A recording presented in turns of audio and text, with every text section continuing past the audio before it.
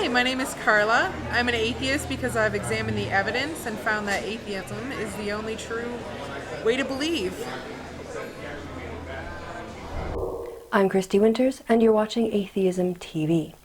The Georgia Department of Driver Services, DDS, recently had to inform Chris Alvino that while Rule 375-3-1.1.0.2 provides that a customer may be photographed while wearing a veil, scarf, or headdress, a colander is not a veil, scarf, or headdress. A colander is a kitchen utensil commonly used for washing or draining food. Apparently, the staff at the local office was unaware of this fact and had issued a driver's license to Chris Alvino, pictured with both a colander on his head and a big smile on his face. Alvino said that he intends to appeal the decision, and since he works from home, will simply let his girlfriend do all the driving while his protest plays out.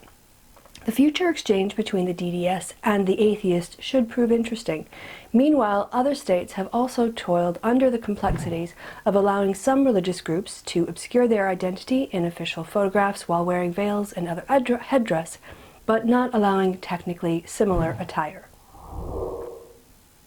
In one of several cases that tested businesses with religious affiliations' ability to select customers of like mind, an Oregon bakery named Sweet Cakes claims to have been financially ruined by a lawsuit triggered by their refusal to bake a wedding cake for a lesbian couple back in 2014. Although the court had already ruled in favor of the lesbian couple and required that the bakery owners, Melissa and Aaron Klein, pay $144,000 in damages, the couple has pledged to appeal the sentence all the way to the state's Supreme Court, if necessary. Because of this decision, the Kleins did not expect to have to pay the amount levied by the lower court until the whole matter was settled. However, things are not going as expected by the couple, who were taken by surprise when the state took the money straight out of their bank account and will keep the funds until a final decision is made by the upper courts. Shocked, the Kleins are now claiming to have been put out of business. Some news outlets are reporting this as a sad example of unfair application of new laws allowing same-sex marriage. It would be easier to have some sympathy in that direction, however, if it were not for the fact that the couple has received over $500,000 in donations to their cause, which is a lot more than the monies taken by the government. There are devils in those details. Or is it devil's food?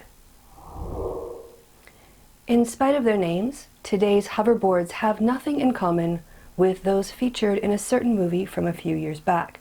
The team at the Infidel may be disappointed that this latest invention by Segway is not nearly as magical as we had expected, but this has not prevented the hoverboard from being a huge marketing success that has found its way even inside churches.